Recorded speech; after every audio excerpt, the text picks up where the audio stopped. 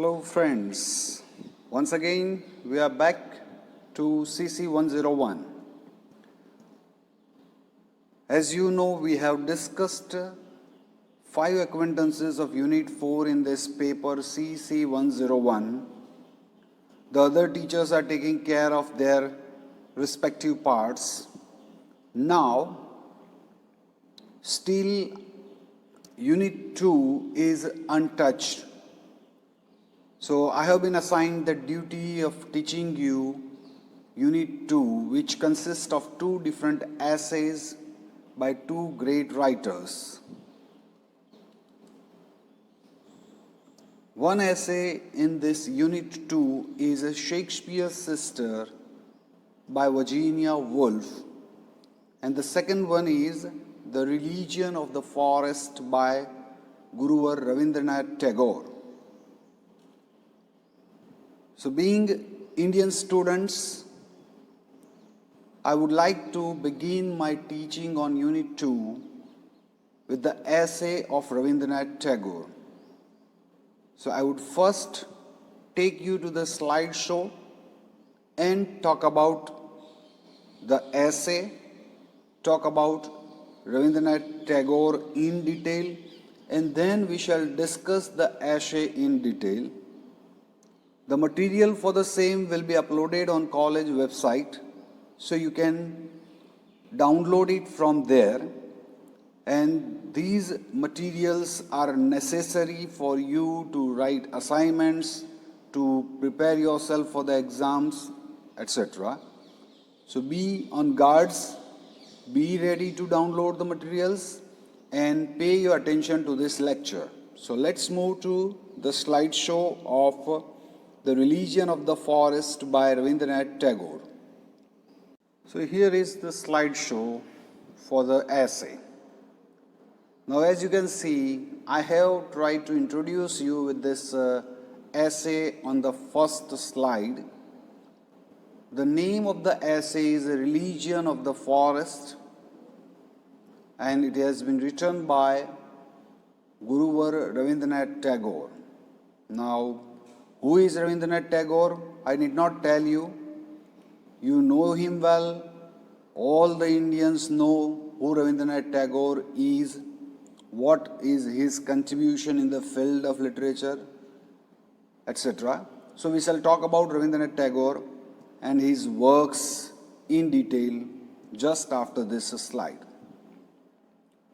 But before I go to Ravindernet Tagore and talk about him in detail, I would simply introduce this essay to you, just an outer structure of this essay. So the religion of the forest is taken from one large collection of essays titled Creative Unity, and that was by Ravindernet Tagore. Already it has been discussed. The book of essays was a compilation of 10 essays, and this essay, The Religion of the Forest, is the 3rd essay in the line. Now this book, Creative Unity, got printed by Macmillan and Company Limited in 1922, and the essays which are included in this compilation of essays under this title Creative Unity, they are, as you can see on the slide. Number 1, the poet's religion. Number 2, the creative ideal. Number 3, the essay that we are going to study, the religion of the forest. Number 4, an Indian folk religion. 5, East and West. 6, the modern age. 7, the spirit of freedom. 8, the nation. 9, woman and home. And 10, an Eastern university.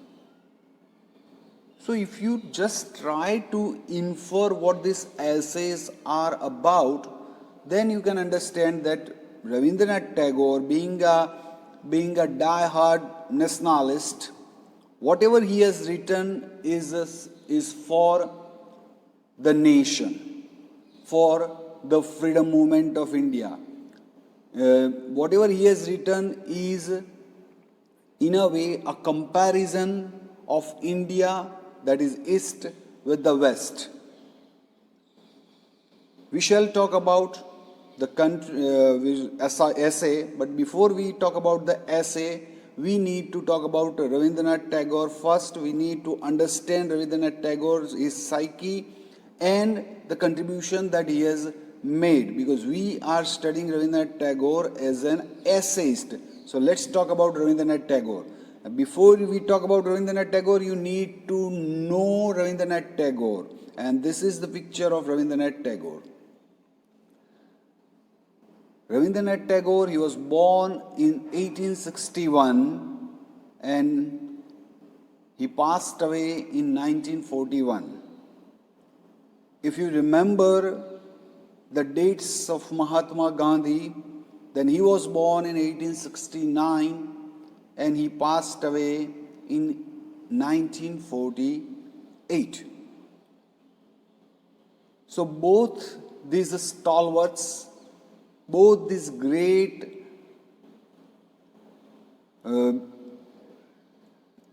persons of our country, they have lived almost equal length of life. Both have contributed marvelously. Anyway, I must tell you, both were good friends as well. And the title Guruvar to Ravindernath Tagore is said to have been given by Mahatma Gandhi. Let's talk about Ravindernath Tagore. Ravindernath Tagore, if we look at his family background, then he was the youngest son of Ravindernath Tagore, and Ravindernath Tagore was a leader of the Brahmo Samaj. You have studied history, and in the history we have come to know about the words and ideologies under the names like Brahmo Samaj, Arya Samaj, etc. So this Brahmo Samaj used to inspire the people regarding the religion. It was in a way teaching the culture to the society. It was in a way trying to bring people out of those old traditional conservative ways of life. And Ravindernath Tagore was one of the leaders of this Brahmo Samaj. Now let's talk about Ravindernath Tagore. He was educated at home. Being a child of a well-to-do family, Ravindernath Tagore was given teaching or education at home up to a certain age. But around the age of 17, he was sent to England for formal schooling, which he did not complete there. So, this is something about Ravindernath Tagore's education. Later on, we know that he was given Nobel Prize, and Ravindernath Tagore had certain ideas regarding the education system of the country, and those ideas were Upanishadic ideals of education, and that is why when he was in a position to do this, he started an experimental school at Santi Niketan. Now, Santi Niketan is an institution, educational institution, which was established by Ravindernath Tagore by the prize money that he got from Nobel Prize winning.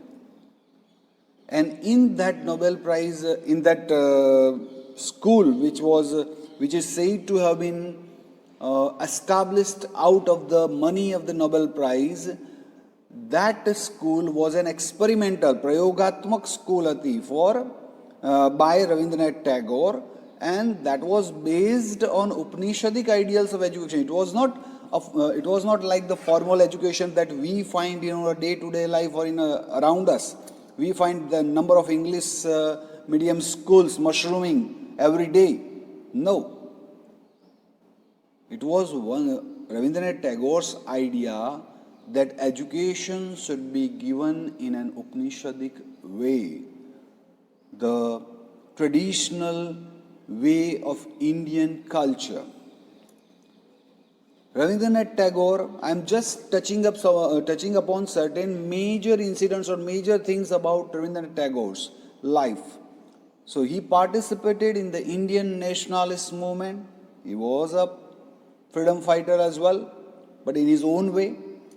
Though in his own non-sentimental and visionary way. It was not that Ravindernath Tagore used to go to the rallies and the agitations and other things against the British. No. He had his own way of supporting nationalist movement. He did this work by his writings, and this man, he was a non-sentimental visionary. Was not a man who could be driven by his blind feelings. He would try to look at the situation in a neutral way and then act according to his vision.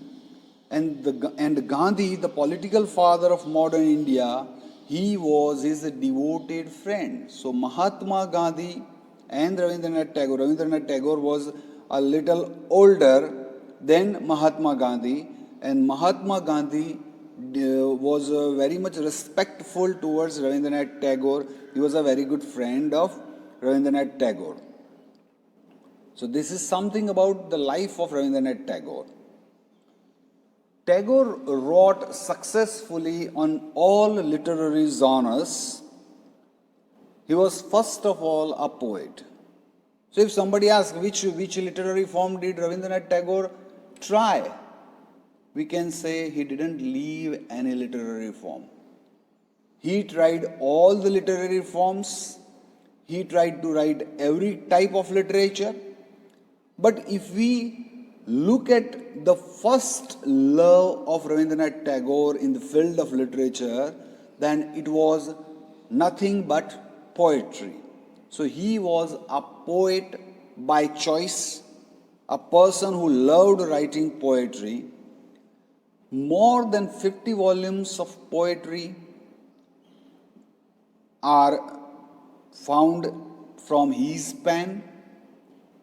Some of the names of these poetry are Manasi, which came in 1890, Sonartari, that was in 1894, Kitanjali, a well-known name for all the people all over the world, that came in 1910, and Kitanjali is called Song Offerings, एक प्रकारे गीतोनी अंजलि, भगवान ने કરવામાં આવેલી ગીતોની અંજલિ, અને એની અંદર કવિ જુદી જુદી પ્રાર્થનાઓ ભગવાનને કરે છે.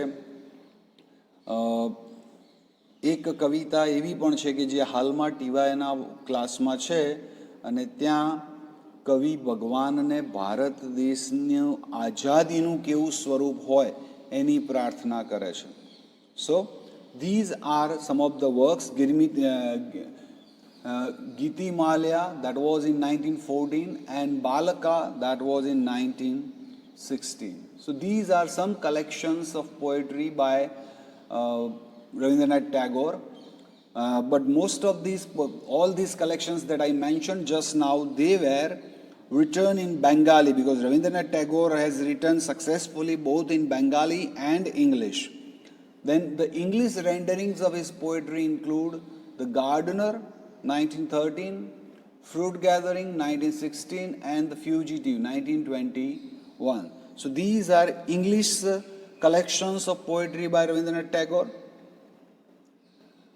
Tagore has written plays as well, and the plays which are known for their quality written by Ravindernath Tagore are Raja, that came in 1910, Dak Ghar, Post Office, that was in 1912, Achalayatan, that was in 1912, Muktadhara, 1922, and Rakt Karavi. So these are in 1926. So these are some of the plays written by Ravindernet Tagore. Not only poetry and plays, Ravindernet Tagore has also authored several volumes of short stories and a number of novels as well. તો એમણે ટૂંકી વાર્તાઓ અને નવલકથાઓ પણ લખી છે. Among these novels are Gora, Gare Baire, that was in 1916, and Yoga Yoga, that was in 1929. So these are the collections that we find in prose writing by Ravindernet Tagore, fictional prose writing.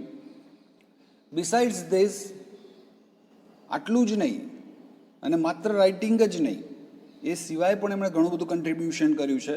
તો આ ઉપરાંત he wrote musical drama which can be performed with the help of music, the drama which can be performed with the help of dance.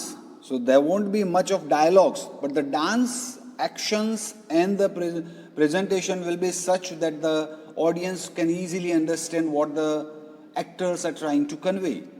So dance drama, essays of all types, travelogues or travel diaries you can say, and even 2 autobiographies. He has written 2 autobiographies as well. બે આત્મકથાઓ પોતાની જે લખી છે, one in his middle years and the other shortly before his death in 1941.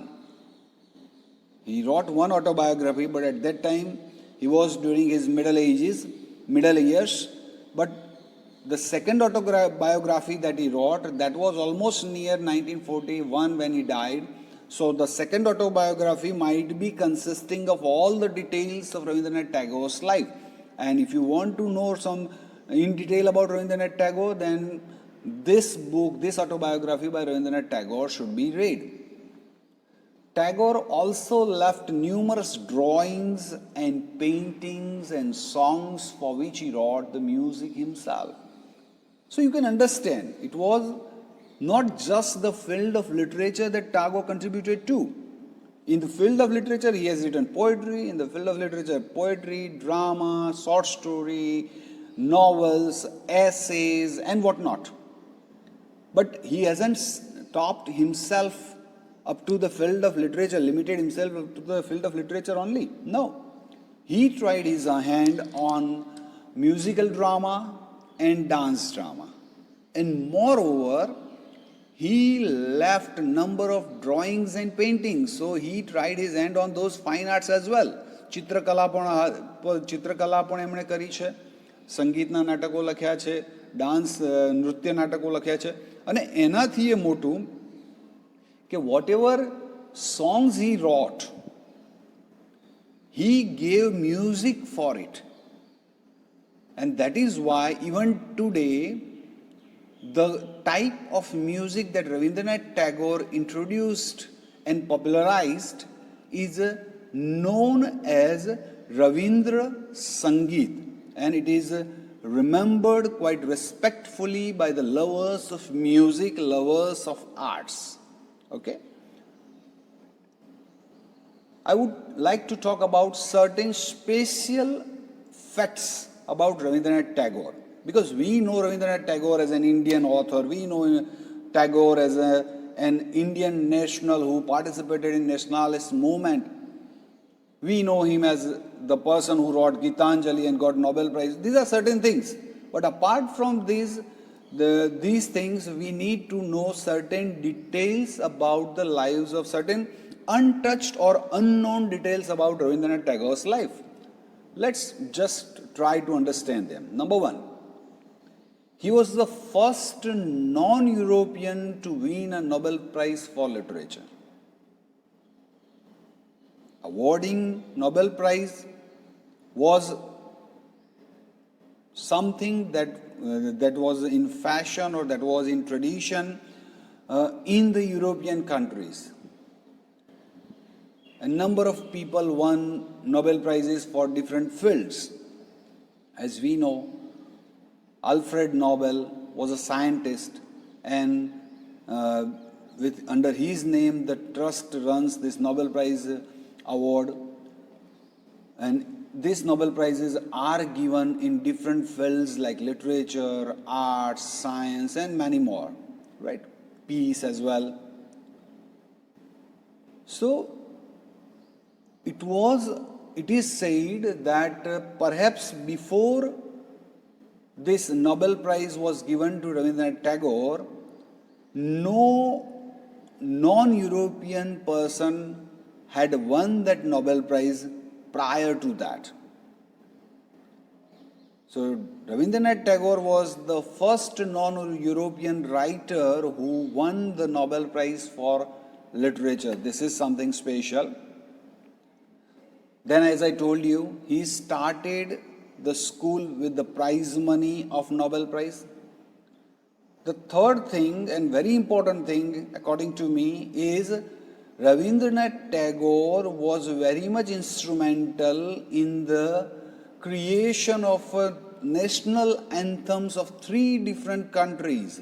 He inspired 3 national anthems. He had some role or major role in the formation of national anthems of 3 different nations. 3 રાષ્ટ્રના રાષ્ટ્રગીતોને બનાવવામાં રવિન્દ્રનાથ ટેગોરનો મહત્વનો ફાળો છે.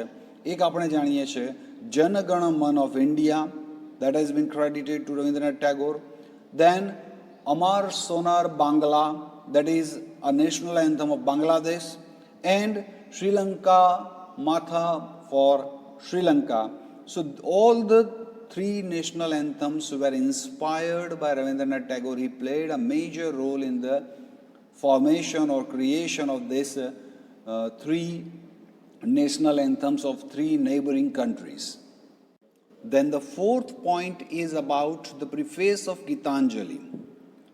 Now it is believed that preface of a book, a good book, tells you something about the book in advance.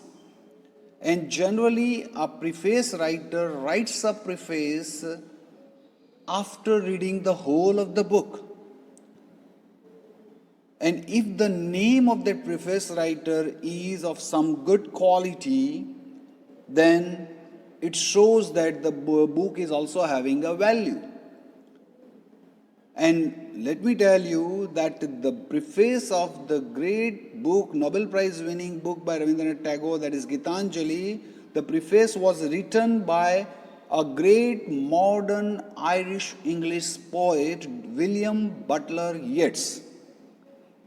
William Butler Yeats has contributed a lot in the Irish freedom movement. He has written very good poems as well. And this W.B. Yeats wrote the preface of Kitanjali. Then the 5th point, which any Indian would not like to remember, is that the Nobel Prize that Ravindranath Tagore won was stolen by somebody. This is something that cannot be called good, but we have to accept the fact that some thief stole this Nobel Prize of Ravindranath Tagore. This next point is Tagore was once invited by Albert Einstein. Now Albert Einstein is a very big name in the field of science. And this Albert Einstein was impressed by Ravindranath Tagore, and that is why he invited him to his house. And not only invited, they talked a lot about religion and science, because both were the fields of these 2 different people. Einstein was a man of science, whereas Ravindranath Tagore was a man of religion, man of literature. And both of them shared the ideas related to religion and science with each other. And the last thing, and a nationalistic point I would say on the part of Ravindranath Tagore, is that Tagore was knighted once in 1950. Now you should know what is to be knighted. In England, We know that at that time we were a colony ruled by the British people, and in England, if the government of India, especially the king or queen of England, wanted to respect somebody for his or her work in any field, they used to give them the award of knight. So it was called knight. The person used to be knighted by the royal people, by the Queen of England. And it is considered to be a very big, very great respect for anybody in the world. If it is an Englishman, he would be a very proud person, and if there is somebody who is not an Englishman, then this can be prouder moment for him, because to be knighted by the royal family is something considered to be very good, and everybody would like to be knighted or to be taken note of for this. Now, Ravindernet Tagore was also knighted in 1915. But look at the nationalist spirit that Ravindernet Tagore was having. We saw that in 1990 in India that Jallianwala Bagh massacre occurred by General Dyer. And just to show his protest against this step by a general of English army or English machinery, he returned or renounced the title of knighthood. This is something where we need to salute Guru Ravindernet Tagore, who showed his interest in renouncing the title just as a protest against the act, the cruel act of massacre carried out under the orders of General Dyer. So these are certain facts about Ravindernet Tagore. Now we shall talk about the essay in the next lecture.